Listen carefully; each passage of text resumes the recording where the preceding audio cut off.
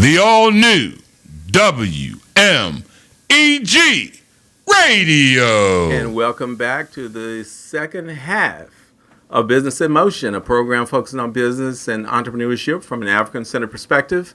I'm your host, RGL Biz Coach, and I'll tell you, you're in for a treat as we go on through the rest of this segment, which is entitled In the Spotlight. So in the Spotlight today, as I mentioned, we have Brother Stephen A. Smith. Now, but before we actually bring him on, because, you know, it's a pretty long excerpt, but I'm not going to run the whole thing. What I want to do is let you hear about 20 minutes in this particular segment, and we'll take a break and we'll come back and you'll get the remaining portion, or at least a large part of it. But a lot of the information he's putting out is right. It is spot on. This is something that you need to hear. I think it's just a lot of value, and he's getting his point across with a lot of passion. And, you know, I just love it.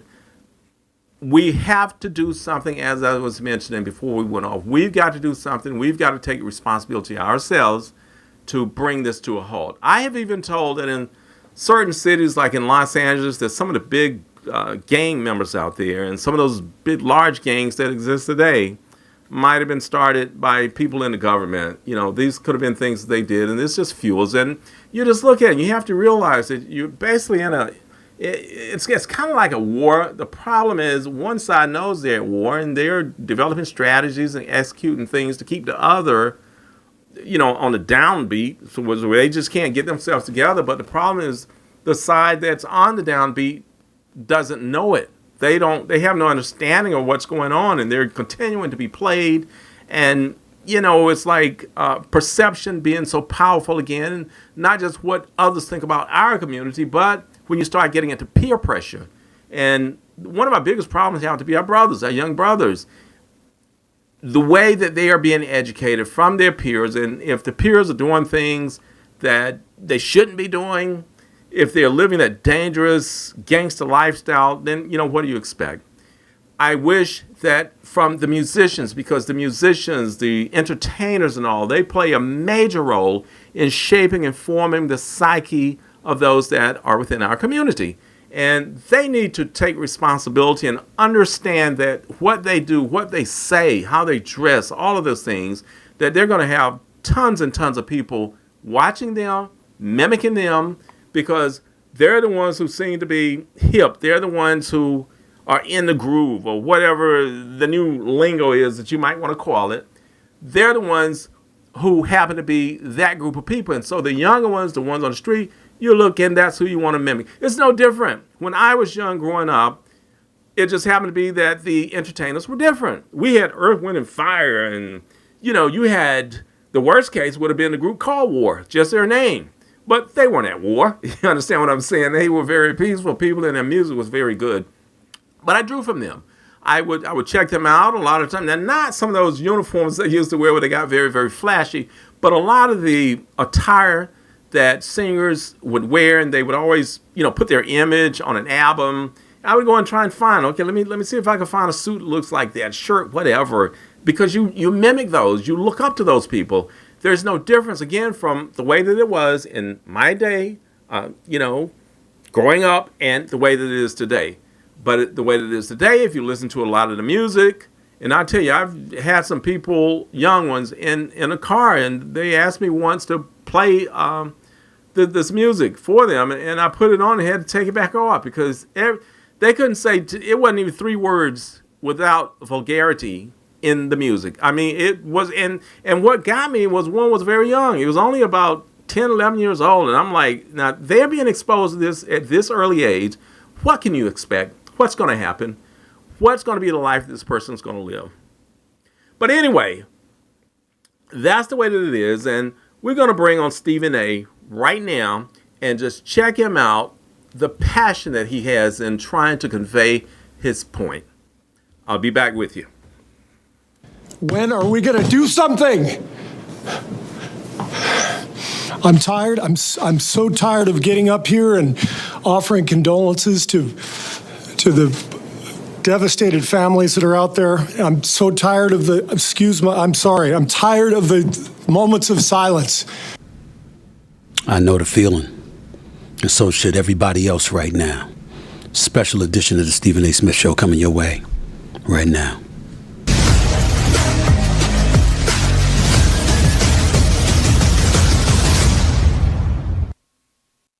Good afternoon, everybody. Welcome to a special edition of the Stephen A. Smith Show. Yes, I am still on vacation, but obviously I felt compelled to come off vacation in light of what transpired this weekend in Buffalo, Maryland. In Baltimore, Maryland. I apologize. Before I do anything else, obligations take precedent first and foremost. I'm here in our studio thanks to our official studio sponsor, FanDuel Sportsbook. FanDuel is the official sports betting company of the Stephen A. Smith Show. Normally, on a day like today, I would be talking about sports, obviously. I'll be back in studio talking about sports on ESPN and ESPN2 as of this Wednesday, July 5th. I'm coming off vacation. I'll be on the air. ESPN2 on Wednesday, Thursday, and Friday. And then back our original channel, ESPN, for First Take next Monday. But on this particular day, even though I'm on vacation, it's hard to enjoy yourself when you hear the kind of news that we just heard. And I thought it was appropriate to start with Steve Kerr, the head coach of the Golden State Warriors, even though he was speaking last year in the immediate aftermath of the shootings that took place, the mass shooting that occurred in Uvalde, Texas. The reality is that it's apropos. It's apropos to bring that up now because the level of rage, disgust, exhaustion, and exasperation that he obviously felt last year should be felt by all of us today, especially Black America. Now, I'm not going to sit up there and talk to you about everything that's going on in this country because we understand that Black people in this country aren't the only one with issues. There are shootings with white people taking place. There are shootings in the Latino community that are taking place. We understand all of that. Black folks are not the only ones dying. And we certainly have sensitivity to all human life, at least on this show. I can tell you that much. But I'm coming to you today as a Black man, because I alluded to this months ago, and I'm not going to back up from it now. It's an utter disgrace what's happening throughout the streets of America. And for those of you who don't know what happened as of this weekend, let me, articulate what has transpired. Sunday, 12:30 a.m., gunfire erupted at an annual neighborhood block party. A block party. Now, there are those of you who will sit up there and say, well, you know what, it wasn't a permit. They were having a block party without a permit. Shut the hell up. That's not the point. The point is that gunfire broke out during a block party. What was supposed to be a celebration ended up in 2 people dying because of gun violence and 28 people injured. 28. And by the way, I believe it was the 4th shooting this weekend. There was one that occurred in Wichita, Kansas, where 9 people were shot. There was one that occurred in Memphis, Tennessee, where 4 people were shot. And there was one that occurred in the Bronx, New York, where I was born, before being raised in Hollis, Queens, New York City, born in the Bronx, where 4 other people were shot. It's just one of many incidences that have taken place this year. There is no doubt about that. But we're going to talk about Baltimore, Maryland, just for a second here. We'll hear in a second from Mayor Brandon Scott, along with Governor Wes Moore, 2 African Americans that are overseeing the city of Baltimore and the state of Maryland. But before I even get into that, 28 individuals wounded. 15 of them were minors under the age of 18 years of age. 15. 3 victims were 15 years old. 1 victim was 14 years old. 2 were only 13 years of age. This is what's going on in the streets of America. And like I said before, there's a lot of stuff going on throughout this country. And the most heinous thing that I could possibly imagine, I think about Uvalde, Texas. I think about Sandy Hook, where little children were executed. Okay? And nothing in life appears more egregious than that. But death is death. Violence is violence. And when the hell are we going to do something? Just like Steve Kerr said, when the hell are we going to do something? Hell with the vacation. How the hell can you smile and sit back and enjoy yourself with bullshit like this happening? This is unbelievable. It doesn't seem to end. And I'm going to tell you something right now. It's incredibly alarming to me. When we think about, I just made sure, because I want to make sure And just for those of you who will question, where's he getting this information from? How about prisonpolicy.org? How about gunviolencearchive.org? Along with various other websites. They ain't making this stuff up. Now, you might ask, Stephen A., excuse me, we understand you're a black man. We get the level of sensitivity that you may have, but still in all, death is death. And I understand that. I understand that. But as a black man, I'm going to stop there first. And here is the reason why. The Latino population, the Hispanic population, doesn't appear to be an endangered species. White folks in the United States of America, despite the fact that their populace has diminished to below 60%, to 58.9% to be exact, they don't appear to be an endangered species. Black folks are the ones making up 13.6% of the population in the United States of America. By the way, when I talk about the populace, did you know that in the United States of America right now, 38% of the 1.9 million people incarcerated in this country, according to prisonpolicy.org, 38% are white of the 1.9 million. That comes up to 722,000 for those of you who don't have a calculator in front of you. You know what the black prison populace is? 38%. Identical to the white community.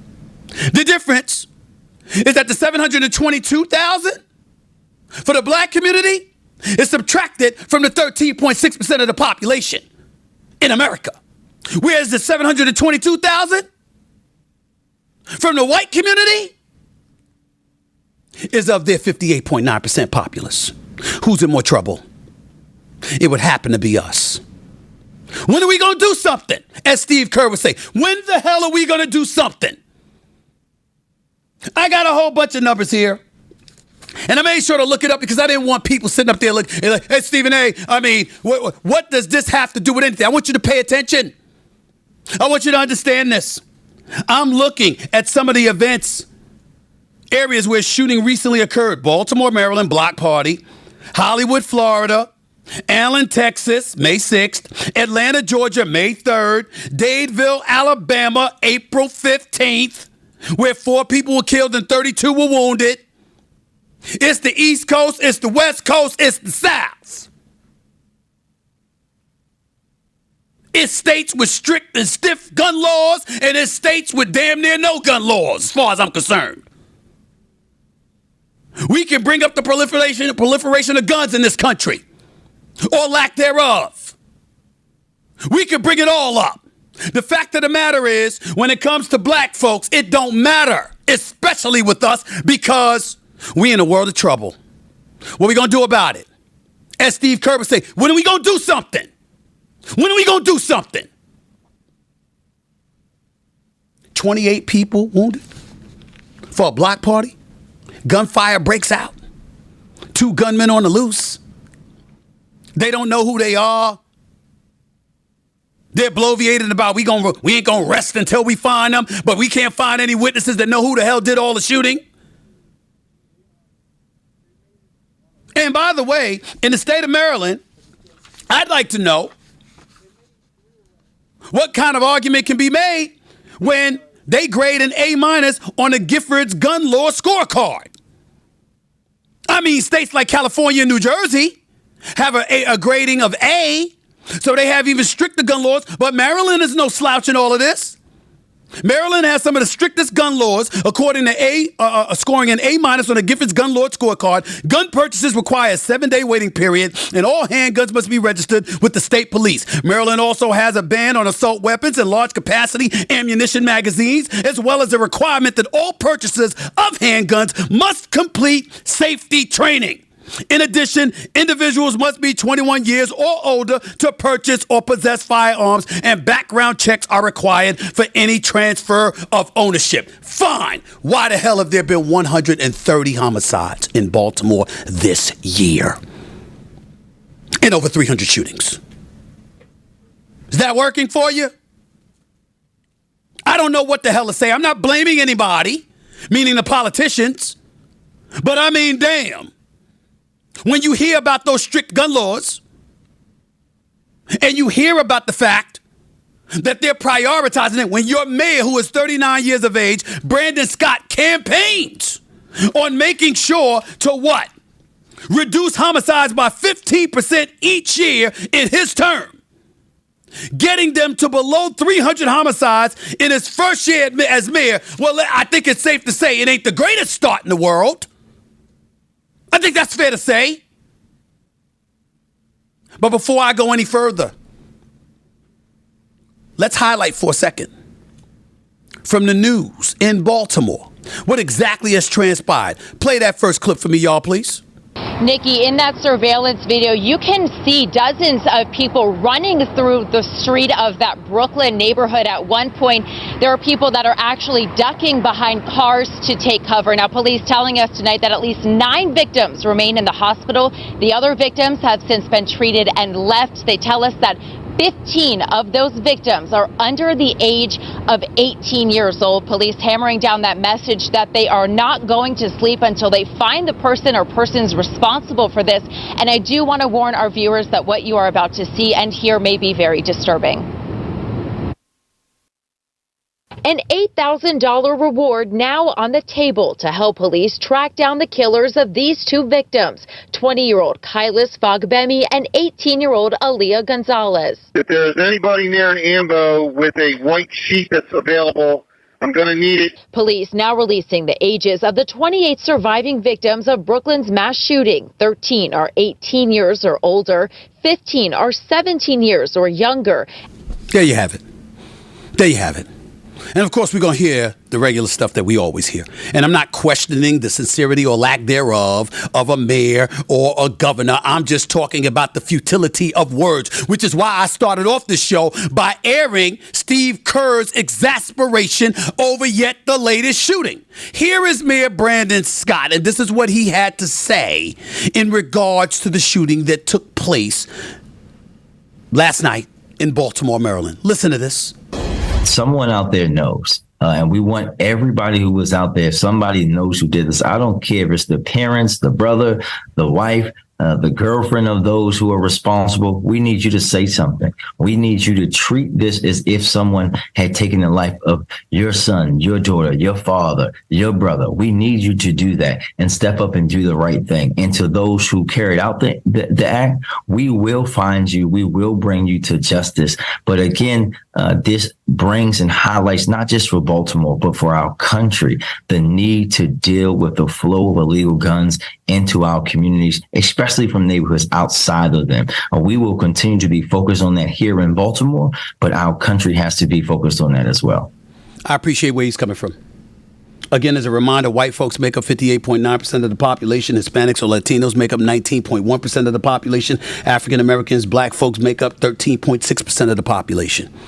Yet white folks and black folks make up 38% of the 1.9 apiece, by the way, 38% apiece.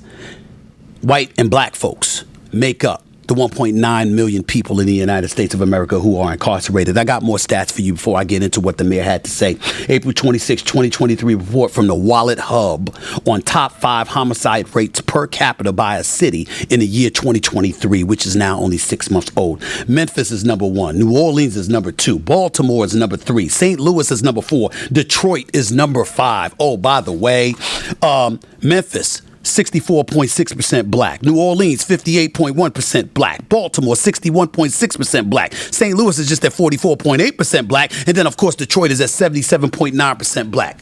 You see where I'm going? You see where I'm going? They figured it out. They figured it out. Black folks are rendering ourselves an endangered species. We're doing this to each other. Now, I know that's not the popular thing to say. And there are going to be people out there, particularly from the African American community, that's going to be about the business of, you know what, why you got to go there? Because somebody has to. That's why. I don't give a damn about white America's role to this degree. I understand that from a historic perspective, from a systemic perspective, white America's hands are not clean. I get all of that. We talked about this with the affirmative action rule last week. We understand that. But in the end, what it comes down to is this: gun control or no gun control. Who the hell's pulling the trigger? And if you're so quick to pull it against one another, how the hell do we possibly have a future? These are our children's lives that are being taken away. Talk about teenagers. Talk about teenagers getting smoked while chilling at a block party. Chilling at a block party. It's just getting worse and worse and worse. And you have to pay attention to the numbers because the numbers are dwindling. And you have to pay attention to the numbers because what's going on in our society. Let me give you another stat because I want you to pay attention. Okay? I want you to pay attention. Because see, when you ain't, because there are black folks dying, but it's a double whammy. Because it's black folks dying at the hands of black people, and when black people are killing you, eventually they're going to get caught. And when they get caught, they're going to contribute to the 1.9 million incarceration rate that presently exists right now. How do I know this for sure? Did you know there's 1,566 state prisons in the country right now? Did you know there's 98 federal prisons in this country right now? Did you know that there's 3,116 local jails right now? Did you know that there's 1,323 juvenile correctional facilities? Who the hell do you think they're building it for? Do I have to direct you to the docuseries or the documentary that was 13 on Netflix, directed by Ava DuVernay? You want to go look it up. You can lament the history of this country and how systemic racism and prejudice and all of this other stuff played a role in how black folks and crimes were criminalized to such a degree because you know what? It was modern day slavery. Slavery, the eradication of it was supposed to take place in 1865, so they had to come up with a different way to throw us in jail. Yeah. All true. Nothing false about it. But completely irrelevant when it comes to us shooting one another. What that got to do with a black person pulling out a gun and willing to shoot into a crowd filled with minorities, filled with people who look like them, that share their hue, their pigmentation, their cultural identity, and everything else in between? What that got to do with it? You gonna call it out or not? Because society's coming. Have you been paying attention? Have you been paying attention? Just last week, we sat on this show and we talked about the rulings by the Supreme Court to eradicate race as a consideration from college admissions. People are up in arms about that. And I'm like, you ain't see that coming? You see that coming? Yeah, no idea that was coming. Clarence Thomas didn't hit that last year, didn't flat out state last year that he was coming for that. That the state Supreme Court was coming to address all of those things. Last year it was Roe v. Wade. Women's right to choose, gone. Oh, gun control. We're going to alleviate those concerns. We're going to loosen those gun restrictions. So much so that when you look at states by state right now, you're talking about constitutional carry states. That means you have the right to carry concealed weapons without even a permit. Do you know there's now 26 states that have that license? All right, so you heard the first part of Stephen A. Smith. You see his passion about this. But Stephen is on point with this one, and that's why I'm playing it. You're hearing it right here on Business in Motion. So we're going to take our last break coming up, and you're getting ready to check out my main girl, Lynn Fidmont, as she's doing a song that's entitled Good Time Party. And we're going to come right back, and we're going to finish out with Stephen A., and I'm going to tell you about next week what to be ready for.